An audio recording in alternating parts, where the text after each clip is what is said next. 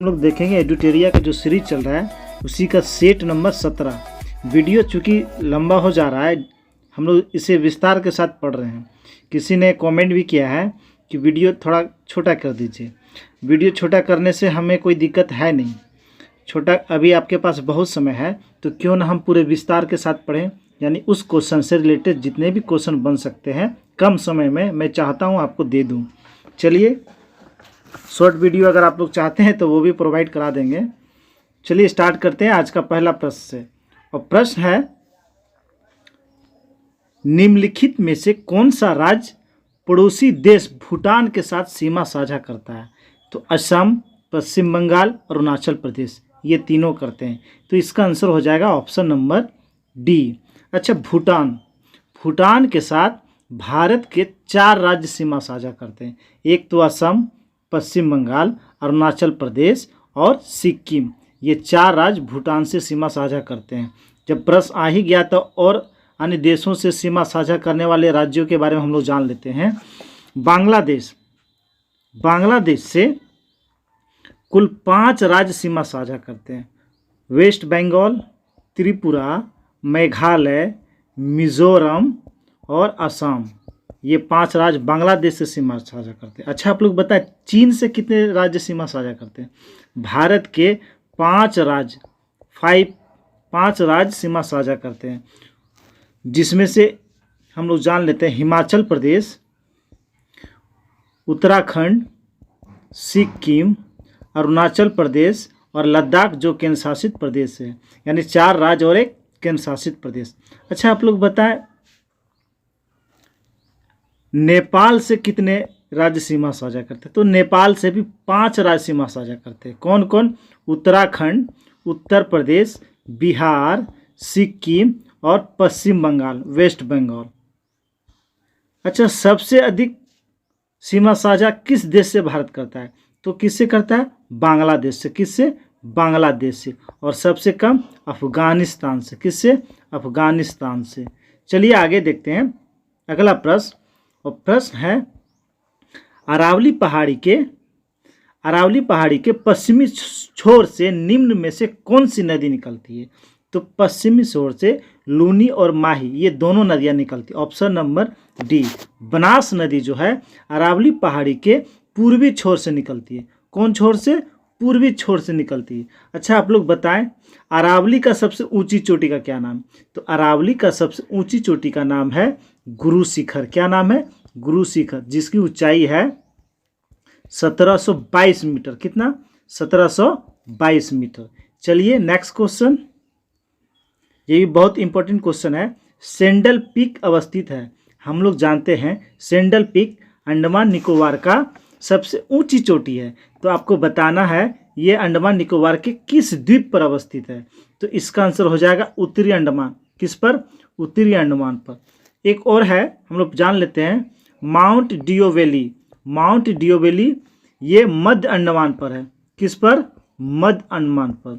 अच्छा, आप लोग बताएं माउंट हैरियट, ये भी एग्जाम में पूछा हुआ है, माउंट हैरियट किस द्वीप पर? तो माउंट हैरियट दक्षिणी अंडमान द्वीप पर। किस पर? दक्षिणी अंडमान। तो अच्छा, आप लोग बताएं अंडमान निकोबार की जो राजधानी है पोर्ट ब्लेयर, वह किस द्वीप पर है?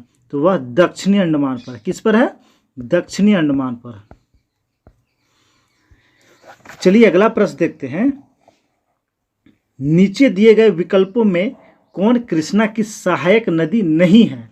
तो कृष्णा की सहायक नदी नहीं है पेनगंगा, अमरावती, पंचगंगा, मूसी, भीमा, तुंगभद्रा, कोयना, पंचगंगा और घाट प्रभा, मालप्रभा, ये सारे कृष्णा की सहायक नदियां हैं।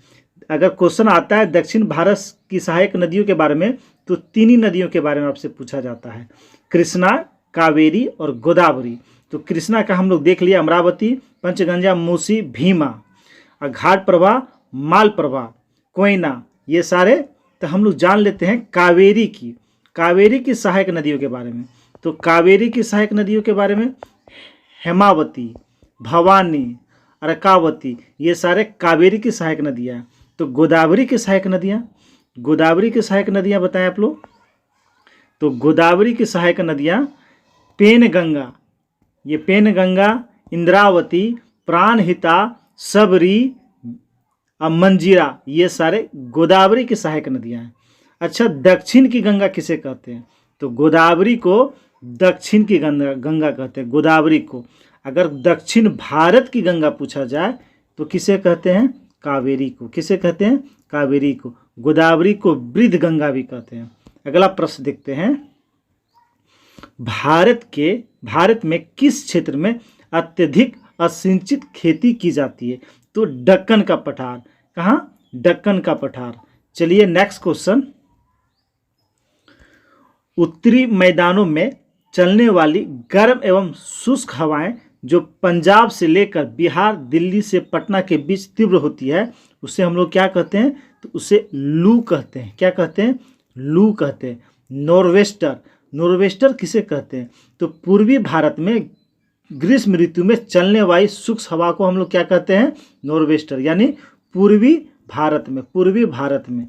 अच्छा, मैंगो सावर, मैंगो सावर इसे आम्र वर्षा के नाम से जानते हैं केरल में। केरल में इसी को क्या कहा जाता है? मैंगो सावर। एक और होता है चेरी ब्लॉसम या कॉफ़ी वर्षा, कर्नाटक। कर्नाटक में चलने वाले ग्रीष्म और शुष्क हवाएं जिसके कारण वर्षा भी होती है, तो उसे हम लोग क्या कहते हैं? तो कर्नाटक में उसे चेरी ब्लॉसम या कॉफ़ी वर्षा कहते हैं। तो नॉर्वेस्टर पूर्वी भारत, मैंगो सावर या आम्र वर्षा केरल में, लू कहते हैं बिहार या उत्तरी मैदानी इलाकों में। चलिए अगला प्रश्न देखते हैं, और प्रश्न है, निम्नलिखित में से कौन सी विशेषताएं विकासशील या विकसित देशों में समान नहीं होती है? तो क्या समान नहीं होता है? तो तकनीकी उन्नति समान नहीं होती है। बाकी सारे उत्पादकता के निम्न स्तर, निम्न प्रति व्यक्ति सकल राष्ट्रीय उत्पाद और पूंजी में कमी। तो इसका आंसर हो जाएगा ऑप्शन नंबर बी। चलिए अगला प्रश्न देखते हैं, और प्रश्न है, जीएसटी किस प्रकार का कर है? तो जीएसटी किस प्रकार का कर है? अप्रत्यक्ष कर। क्या? अप्रत्यक्ष कर। बताएं जीएसटी भारत में कब लागू हुआ? 1 जुलाई 2017 को, 1 जुलाई 2017 को लागू हुआ। तो अप्रत्यक्ष कर के और क्या उदाहरण हैं? तो सेवा कर, बिक्री कर, उत्पाद शुल्क और सीमा शुल्क, ये सारे अप्रत्यक्ष कर के उदाहरण। तो प्रत्यक्ष कर के उदाहरण क्या है? तो प्रत्यक्ष कर के उदाहरण है आयकर, निगम कर, संपत्ति कर, ये सारे प्रत्यक्ष कर के उदाहरण हैं। नेक्स्ट क्वेश्चन देखते हैं, सार्वजनिक क्षेत्र में विनिवेश को क्या कहा जाता है? तो सार्वजनिक क्षेत्र में विनिवेश को निजीकरण कहा जाता है। ऑप्शन नंबर ए। वैश्वीकरण क्या होता है? विश्व की अर्थव्यवस्था में एकीकरण की प्रक्रिया वैश्वीकरण कहलाती है। नेक्स्ट क्वेश्चन देखते हैं, आय और उपभोक्ता में किस प्रकार का संबंध है? तो आय और उपभोक्ता में प्रत्यक्ष संबंध है। इसका मतलब अगर मेरी आमदनी बढ़ती है तो मेरा उपभोग भी बढ़ेगा, प्रत्यक्ष संबंध है। चलिए नेक्स्ट क्वेश्चन देखते हैं। क्वेश्चन है, निम्नलिखित में से कौन सा घटक जलवायु परिवर्तन का मुख्य कारण है? प्रदूषण, ओजोन संरक्षण, ग्रीन हाउस गैस, ये सभी जलवायु परिवर्तन के मुख्य कारण हैं। चलिए आगे देखते हैं,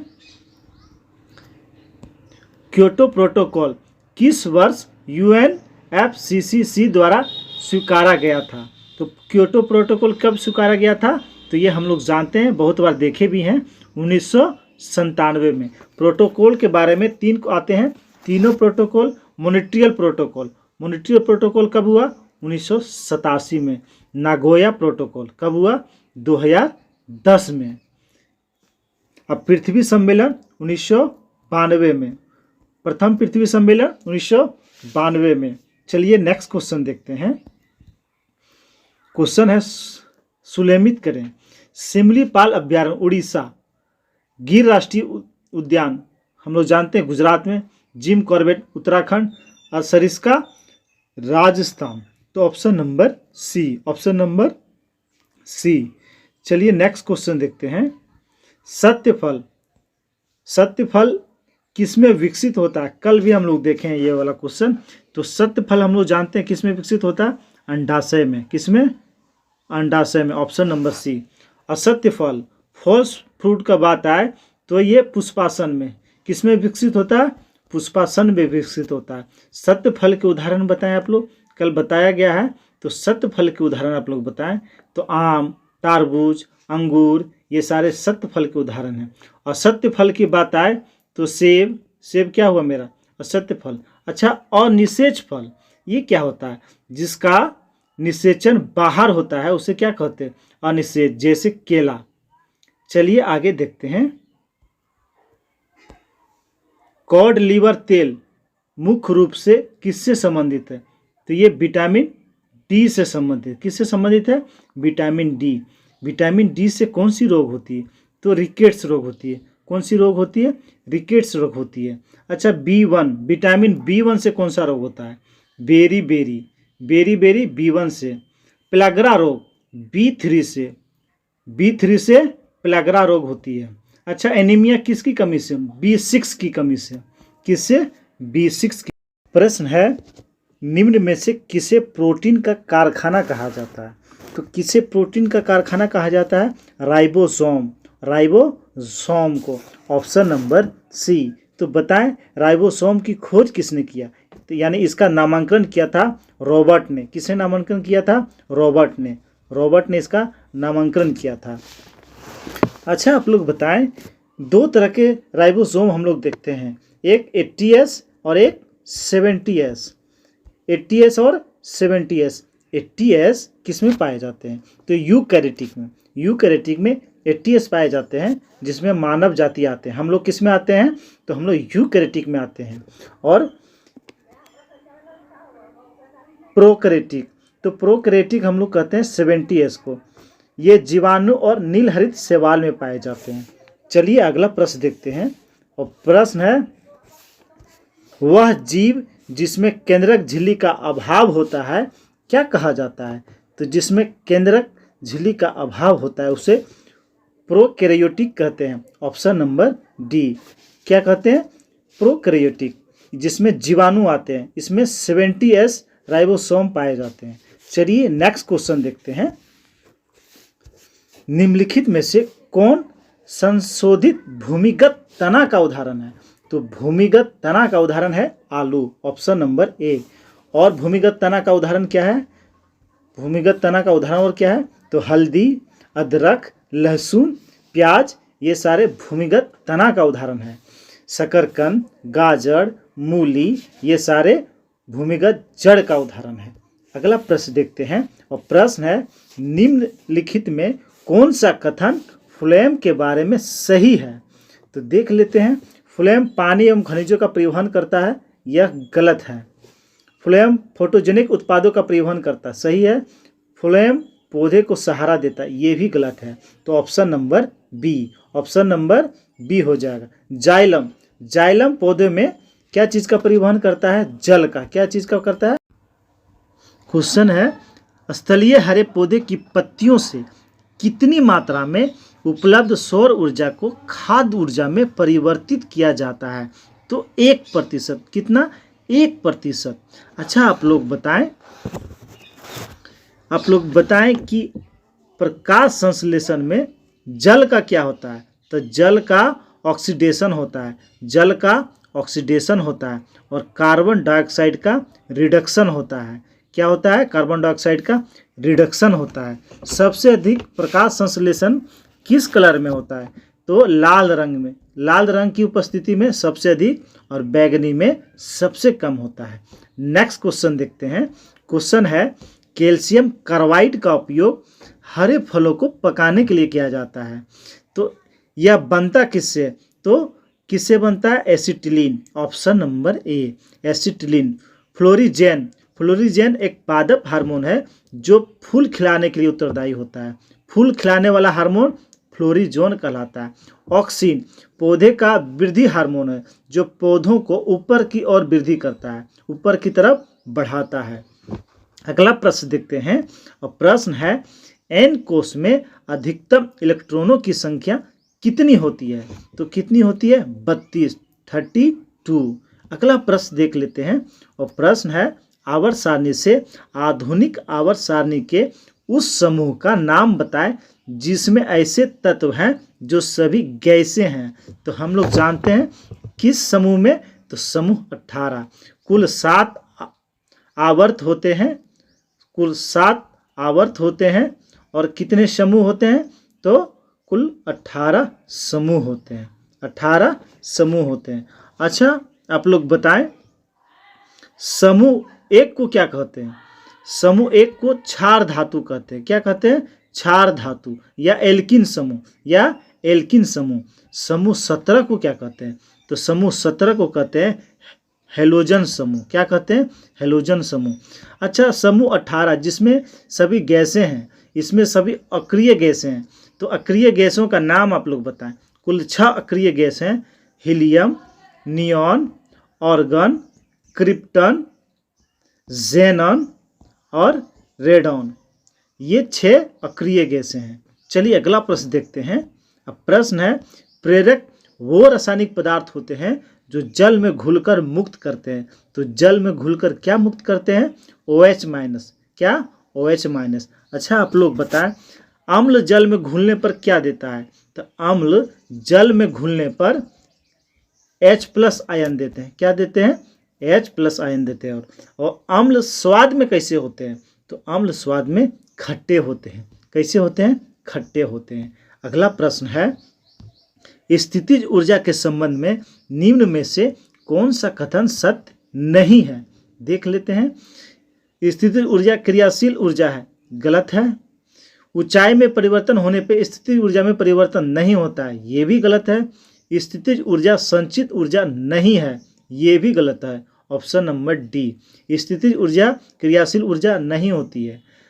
तो इसका आंसर हो जाएगा ऑप्शन नंबर डी। अगला प्रश्न है निम्न में से कौन सी तरंग अनुप्रस्थ तरंग नहीं है? तो अनुप्रस्थ तरंग नहीं है। स्थिर जल में पत्थर फेंकने का उत्पन्न तरंग, यह अनुप्रस्थ तरंग होती है। भूकंपीय तरंगे में एस तरंगे, ये भी अनुप्रस्थ तरंग होती है। और डेरो युक्त तरंगों में उत्पन्न तरंग जैसे सितार गितार में, ये भी अनुप्रस्थ तरंगे होती है। और सर्पिलाकार स्प्रिंग में उत्पन्न तरंगे, ये अनुप्रस्थ तरंगे नहीं होती है। प्रकाश क्या होता है? अनुप्रस्थ तरंग होता है। प्रकाश क्या होता है? अनुप्रस्थ तरंग होता है। चलिए अगला प्रश्न देखते हैं। और प्रश्न है भारत का प्रथम निर्यात उपयोगीकरण क्षेत्र EPZ का सृजन हुआ था। कहाँ पर इसका सृजन हुआ था? तो कांडला में हुआ था। कहाँ? कांडला में हुआ था। अगला प्रश्न देखते हैं। प्रश्न है भारतीय पंचवर्षीय योजनाओं का मुख्य उद्देश्य है। तो इसका उद्देश्य है स्वावलंबन एवं विदेशी सहायता पर निर्भरता को कम करना। Option number B. अच्छा आप लोग बताएं सामुदायिक विकास कार्यक्रम, सामुदायिक विकास कार्यक्रम किस पंचवर्षीय योजना के तहत प्रारंभ हुआ? तो ये पहली पंचवर्षीय योजना के तहत। अच्छा परिवार नियोजन किस योजना के तहत स्टार्ट हुआ? तो परिवार नियोजन तीसरी पंचवर्षीय योजना के तहत। अच्छा हरित क्रांति, हरित क्रांति किस पंचवर्षीय योजना? तो दूसरी पंचवर्षीय योजना। अच्छा आप लोग बताएं काम के बदले अनाज किस पंचवर्षीय योजना? तो 5वीं पंचवर्षीय योजना। और जवाहर रोजगार योजना किस पंचवर्षीय योजना? तो ये 7वीं पंचवर्षीय योजना। चलिए अगला प्रश्न देखते हैं। और प्रश्न है भारतीय चारागाह एवं चारा अनुसंधान संस्थान कहाँ है? तो ये कहाँ है? ये झांसी में है। कहाँ है? झांसी में। एक कंफ्यूजन वाला क्वेश्चन आप लोग याद कर लेंगे। क्वेश्चन आता है राष्ट्रीय डेयरी विकास बोर्ड, राष्ट्रीय डेयरी विकास बोर्ड का मुख्यालय कहाँ है? तो ये आनंद गुजरात में है, आनंद गुजरात में है। और राष्ट्रीय डेयरी अनुसंधान संस्थान जब संस्थान लग जाए तो वह करनौल में है, हरियाणा के करनौल में है। दोनों में फंसना नहीं है। राष्ट्रीय डेयरी विकास बोर्ड इसका मुख्यालय आनंद गुजरात में है और राष्ट्रीय डेयरी अनुसंधान संस्थान ये करनौल में है। चलिए अगला प्रश्न देखते हैं।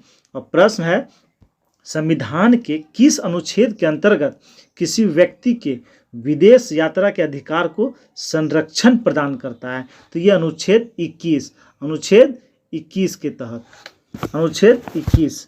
चलिए देख लेते हैं। अनुच्छेद 18 क्या है? तो उपाधियों का अंत, उपाधियों का अंत अनुच्छेद 18। इसी के तहत भारत रत्न वगैरह जो पुरस्कार हैं ये प्रारंभ किए गए। अनुच्छेद 19 क्या है? वाक एवं अभिव्यक्ति की स्वतंत्रता। अच्छा, अनुच्छेद 15 क्या है? तो धर्म, जाति, लिंग आदि के भेदभाव से निषेध किया गया है। अच्छा, अनुच्छेद 20 क्या है? तो अपराधों के लिए दोष सिद्धि के बारे में। और अनुच्छेद 22 क्या है? कुछ दशाओं में गिरफ्तारी से निषेध। चलिए अगला क्वेश्चन है, सेवा के अधिकार की अवधारणा किस देश से प्रारंभ हुई? तो ये ब्रिटेन से प्रारंभ हुआ। कहाँ से? ब्रिटेन से। अच्छा, ब्रिटेन के प्रधानमंत्री कौन बने हैं? तो ऋषि सुनक। कौन बने हैं? ऋषि सुनक बने हैं। चलिए अगला प्रश्न देखते हैं। अब प्रश्न है, भारत के राष्ट्रपति अपने शक्तियों का प्रयोग करते हैं तो कैसे करते हैं? सीधे अथवा अपने अधीनस्थ अधिकारियों के द्वारा। Option number B. चलिए अच्छा, आप लोग बताएं, ऐसा राष्ट्रपति जिसकी मृत्यु उसके कार्यकाल के दौरान, यानी राष्ट्रपति रहते हुए उसकी मृत्यु हो गई, तो वो थे डॉक्टर जाकिर हुसैन और फखरुद्दीन अली अहमद। ये दो राष्ट्रपति अपने कार्यकाल के दौरान ही इनको मृत्यु हो गया था। अच्छा, आप लोग बताएं, ऐसा राष्ट्रपति जिसमें ऐसे राष्ट्रपति का चुनाव जिसके समय में दूसरी चक्र की मतगणना करनी पड़ी थी, तो वीवी गिरी। कौन? वीवी गिरी। वीवी गिरी। ऐसा राष्ट्रपति जो लोकसभा अध्यक्ष भी रहा है, तो कौन थे? नीलम संजीव रेड्डी। नीलम संजीव रेड्डी। चलिए अगला प्रश्न देखते हैं। और प्रश्न है, निम्नलिखित में कौन एक गैर संवैधानिक निकाय है? तो कौन गैर संवैधानिक निकाय है, यानी संवैधानिक निकाय नहीं है?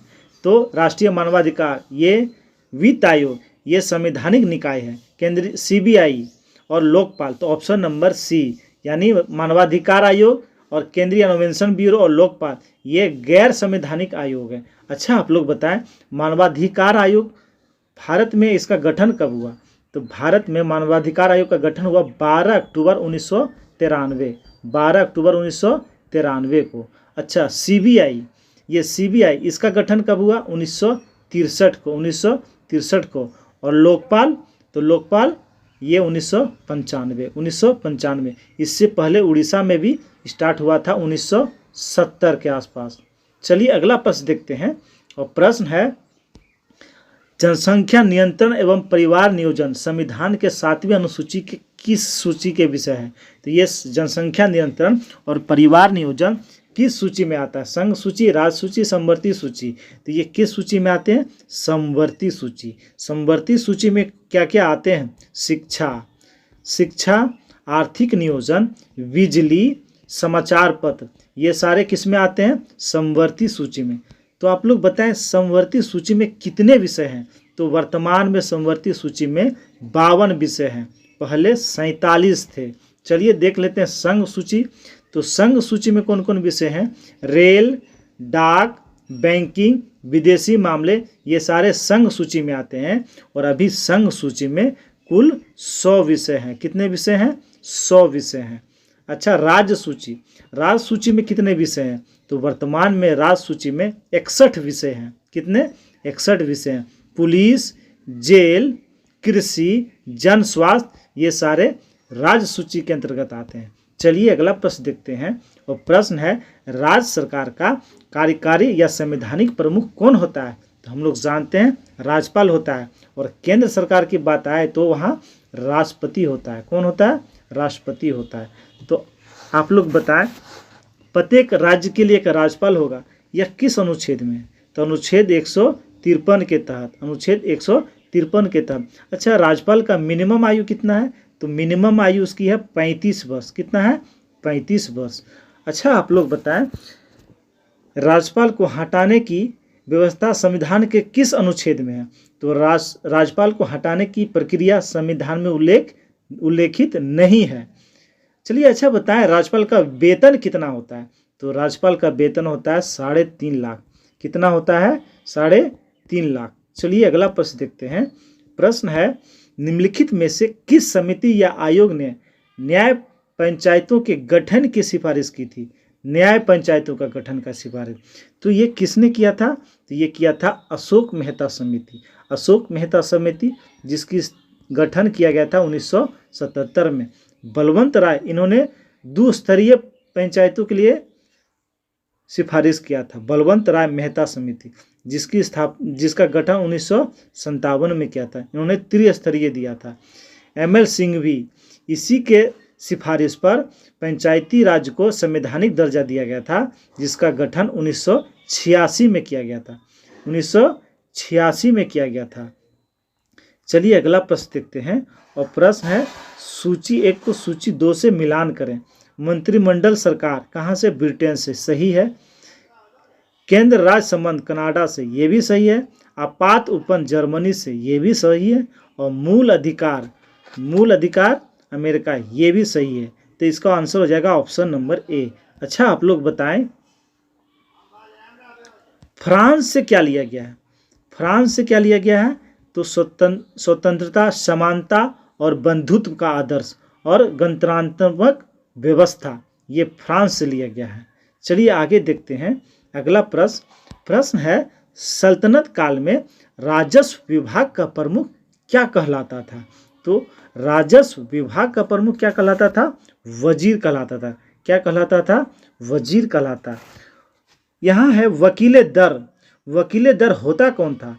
तो सुल्तान की व्यक्तिगत सेवाओं की देखभाल के लिए वकीले दर की नियुक्ति की जाती थी। अच्छा, मुशरिके मुमालिक क्या होता था? तो मुशरिके मुमालिक आय या व्यय का लेखा जोखा रखता था, जिसे महालेखा भी कहा जाता था। अच्छा, खजीन क्या होता था? खजीन कोषाध्यक्ष को कहा जाता था। खजीन कोषाध्यक्ष को कहा जाता था। चलिए अगला प्रश्न देखते हैं, चार बाग बनाने की परंपरा की शुरुआत किस शासक के समय हुई? तो चार बाग बनाने की परंपरा का शुरुआत अकबर के समय में। किसके समय में शुरू हुआ था? अकबर के समय। तो आप लोग बताएं मुबैयान पद शैली का जन्मदाता किसे कहा जाता है? बाबर को कहा जाता है। किसे कहा जाता है? बाबर को कहा जाता है। अच्छा, बाबर ने गाजी की उपाधि कब धारण की? तो खानवा विजय के बाद बाबर ने गाजी की उपाधि धारण की, खानवा विजय में। अच्छा, इसी खानवा युद्ध में बाबर ने जिहाद का नारा दिया था। क्या चीज़ का नारा दिया था? जिहाद का नारा दिया था। और खानवा के युद्ध में उसने किसे हराया था? तो राणा सांगा को हराया था। किसे हराया था? राणा सांगा को हराया था। बाबर ने 4 युद्ध लड़े थे, पानीपत का प्रथम युद्ध, खानवा का युद्ध और चंदेरी का युद्ध और घग्घर का युद्ध। पानीपत का प्रथम युद्ध में इब्राहिम लोदी को हराया, खानवा का युद्ध में राणा सांगा को हराया, चंदेरी का युद्ध में मेदिनी राय को हराया और घग्घर का युद्ध में किसे हराया था? तो अफगानों को हराया था। चलिए अगला प्रश्न देखते हैं। प्रश्न है मंदसौर अभिलेख निम्न में से किस शासक से संबंधित है? तो ये यशोवर्मन से संबंधित। ऑप्शन नंबर ए। तो आप लोग बताएं प्रयाग प्रशस्ति किस शासक से संबंधित है? तो ये समुद्रगुप्त से संबंधित है। प्रयाग प्रशस्ति और महरौली स्तंभ लेख किससे संबंधित है? समुद्रगुप्त से संबंधित है। अच्छा, स्कंदगुप्त के बारे में बताएं। भीतरी और जूनागढ़ किससे संबंधित है? स्कंदगुप्त से संबंधित। अच्छा, ऐरन अभिलेख बताएं आप लोग। ऐरन अभिलेख किस शासक से? भानुगुप्त। ऐरन अभिलेख भानुगुप्त से संबंधित है। और गिरनार किससे संबंधित है? रुद्रदामन से संबंधित है। चलिए अगला प्रश्न देखते हैं। प्रश्न है हैंसवांग के समय में कौन सा कथन गलत है? हर्षवर्धन के शासन काल में आया था, ये सही है। इसका भ्रमण वृत्तांत CU की में वर्णित है, ये भी सही है। हैंसवांग ने बुद्ध की प्रतिमा के साथ साथ सूर्य एवं शिव की प्रतिमाओं का भी पूजन किया था, ये सारे कथन सही है। Option number D. हैंसवांग किसके समय में आया था? तो हर्षवर्धन के समय आया था। किसके समय में? हर्षवर्धन के समय में आया था। अगला प्रश्न देखते हैं, और प्रश्न है सैंधव सभ्यता के प्रमुख स्थल रोपड़ किस नदी के किनारे है? तो हम लोग जानते हैं रोपड़ किस नदी के किनारे है? सतलज नदी के किनारे है। तो बताएं रोपड़ का खोजकर्ता कौन थे? तो रोपड़ के खोजकर्ता थे यज्ञदत्त शर्मा। अच्छा, सिंधु नदी के किनारे मोहनजोदड़ो, सिंधु नदी के किनारे किसकी खोज हुई? मोहनजोदड़ो की खोज हुई। रावी हड़प्पा, रावी हड़प्पा की खोज रावी नदी के किनारे। और मादर नदी, मादर नदी रंगपुर, रंगपुर की खोज मादर नदी के किनारे हुआ था। चलिए आगे देखते हैं। प्रश्न है, उत्तरकालीन मुगल सम्राट में सर्वाधिक समय तक शासन किसने किया?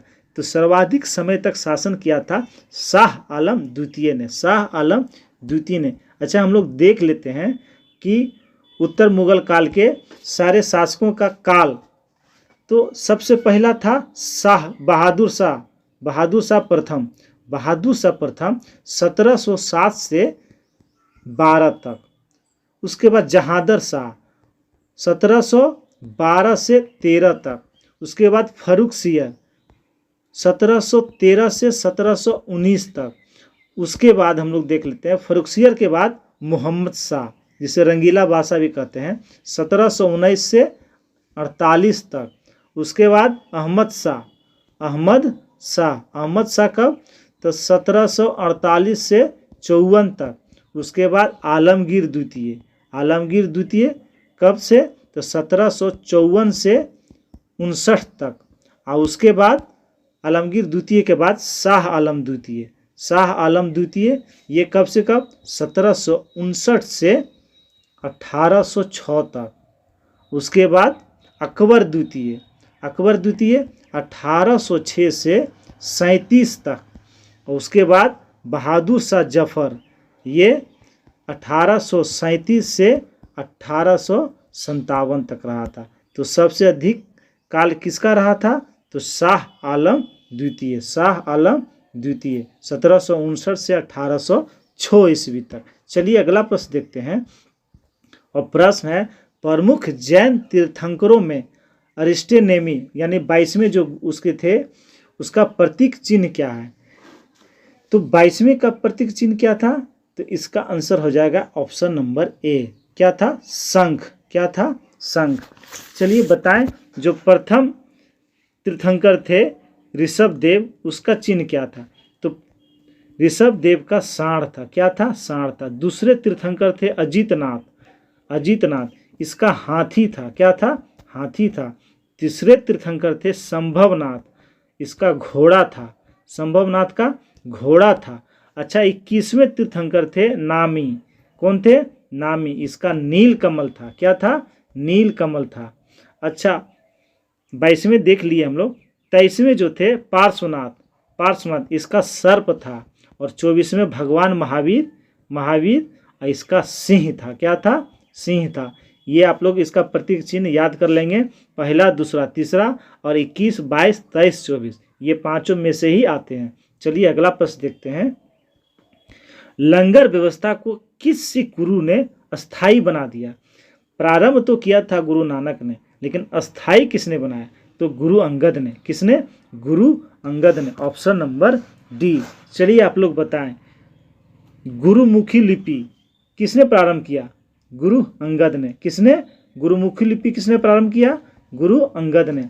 विवाह लवन पद्धति, विवाह लवन पद्धति किसने शुरुआत किया? अमरदास ने, गुरु अमरदास ने, गुरु अमरदास ने। अमृतसर शहर की स्थापना गुरु रामदास, किसने? गुरु रामदास। अच्छा, आप लोग बताएं, आदि ग्रंथ और हरमंदिर साहिब का निर्माण किसने किया? तो आदि ग्रंथ और हरमंदिर साहिब गुरु अर्जुन देव ने। किसने? गुरु अर्जुन देव ने। अच्छा, आप लोग एक क्वेश्चन बताएं, अकाल तख्त, अकाल तख्त का स्थापना किसने किया? और सैन्य सिखों को सैन्य संगठन के रूप में विकसित किसने किया? तो गुरु हरगोविंद ने, गुरु हरगोविंद ने। और गुरु गोविंद सिंह ने पाहुल पद्धति का शुरुआत किया था। चलिए अगला प्रश्न देखते हैं। क्वेश्चन है, निम्नलिखित गवर्नर जनरल में से किसने राजकीय कोषागार को मुर्शिदाबाद से हटाकर कलकत्ता लाया था? तो किसने लाया था? Warren Hasting. किसने लाया था? Warren Hasting. Warren Hasting Bengal का प्रथम गवर्नर जनरल था। वारेन हेस्टिंग बंगाल का प्रथम गवर्नर जनरल था। उन्होंने सुरक्षा प्रकोष्ठ नीति अपनाई, सुरक्षा प्रकोष्ठ नीति। किसने? Warren Hasting. इन्होंने द्वैत शासन को समाप्त किया था, द्वैत शासन को समाप्त किया था। अच्छा, आप लोग बताएं, लॉर्ड हेस्टिंग वारेन हेस्टिंग और लॉर्ड हेस्टिंग में कन्फ्यूजन नहीं करना। वारेन हेस्टिंग कौन थे? बंगाल का प्रथम गवर्नर जनरल। लॉर्ड हेस्टिंग के बारे में हम लोग जान लेते हैं। तो लॉर्ड हेस्टिंग, इसका कार्यकाल था 1813 से 1823 तक। इसी के समय में संगोली की संधि हुई। संगोली की संधि हुई, इन्होंने पिंडारियों का दमन किया था। तो पिंडारियों का दमन किसने किया था? लॉर्ड हेस्टिंग ने। और काश्तकारी अधिनियम लागू किया था 1822 ईस्वी में। किसने? लॉर्ड हेस्टिंग ने। लॉर्ड कैनिंग हम लोग जानते हैं, इसी के समय में 1857 की क्रांति हुआ था। यह प्रथम वायसराय था भारत में। इसके समय में कलकत्ता में हाईकोर्ट की स्थापना हुई 1861 ईस्वी में। कलकत्ता में उच्च न्यायालय की स्थापना कब हुआ था? 1861 ईस्वी में।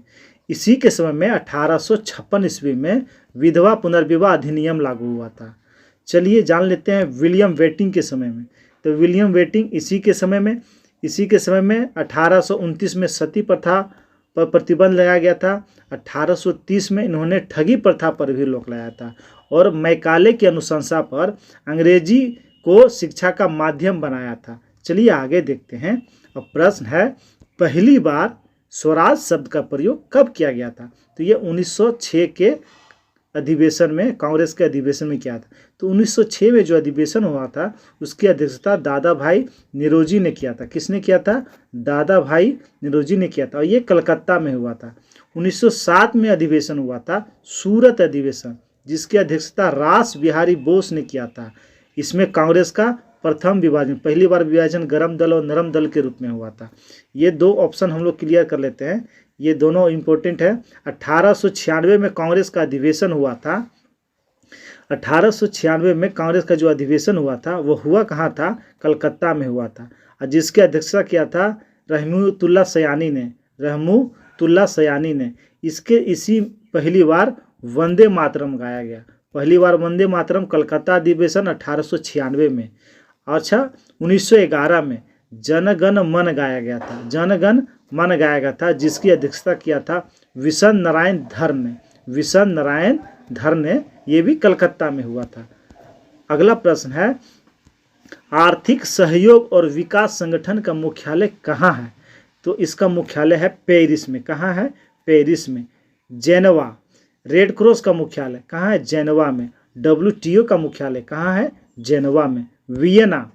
वियना में किसका मुख्यालय? तो ओपेक का मुख्यालय। ओपेक का मुख्यालय कहाँ है? वियना में। ओपेक का वियना में। न्यूयॉर्क हम लोग जानते हैं, यूनिसेफ का मुख्यालय कहाँ है? यूनिसेफ का मुख्यालय न्यूयॉर्क में। और संयुक्त राष्ट्र, इसका भी मुख्यालय न्यूयॉर्क में है। चलिए आज का सेकेंड लास्ट क्वेश्चन, बहुत इंपॉर्टेंट क्वेश्चन है, बहुत बार रिपीट भी हुआ है सेट में।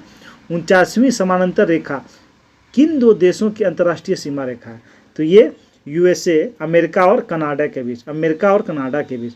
उत्तर कोरिया और दक्षिण कोरिया की अंतर्राष्ट्रीय सीमा को कहते हैं 38वीं समानांतर रेखा। क्या कहते हैं? 38वीं समानांतर रेखा। उत्तरी वियतनाम और दक्षिणी वियतनाम 17वीं समानांतर रेखा। अच्छा, आप लोग बताएं, 3 और हम लोग जान लेते हैं। रूस और फिनलैंड के बीच की रेखा को हम लोग किस नाम से जानते हैं? मेन रहीम। जर्मनी और पोलैंड के बीच हिंडनबर्ग रेखा। और फ्रांस और जर्मनी के बीच की रेखा को मैगिनॉट रेखा। क्या? मैगिनॉट रेखा कहते हैं। आज का अंतिम क्वेश्चन है, और क्वेश्चन ये भी बहुत इंपॉर्टेंट है। निम्नलिखित में कौन मूल राशि नहीं है? तो कौन मूल राशि नहीं है? तो इसका आंसर हो जाएगा आयतन। मूल राशि है कितना? तो मूल राशि 7 है। मूल राशि कितने हैं? 7 है। कौन कौन? लंबाई, द्रव्यमान, विद्युत धारा, समय, ताप, ज्योति तीव्रता और पदार्थ का परिमाप। ये 7 जो है मूल राशि है। और 2 होते हैं संपूरक मूल मात्रक, संपूरक राशि। ये कौन कौन है? समतल कोण, जिसे रेडियन से निरूपित करते हैं, और घन कोण, जिसे स्टेरेडियन से निरूपित करते हैं। तो मूल राशि कितने होते हैं? 7 होते हैं। सातों याद रखना है। लंबाई जिसका मीटर, और द्रव्यमान जिसका kg, उसके बाद टाइम सेकेंड, विद्युत धारा एम्पियर, ताप केल्विन, ज्योति तीव्रता कैंडला और पदार्थ का परिमाप मोल। ये था 50 क्वेश्चन का सीरीज जो आपके हर एक एग्जाम के लिए इम्पोर्टेंट है। तो आप लोग पूरा वीडियो को देखेंगे। अगर वीडियो आप लोग को अच्छा लगा हो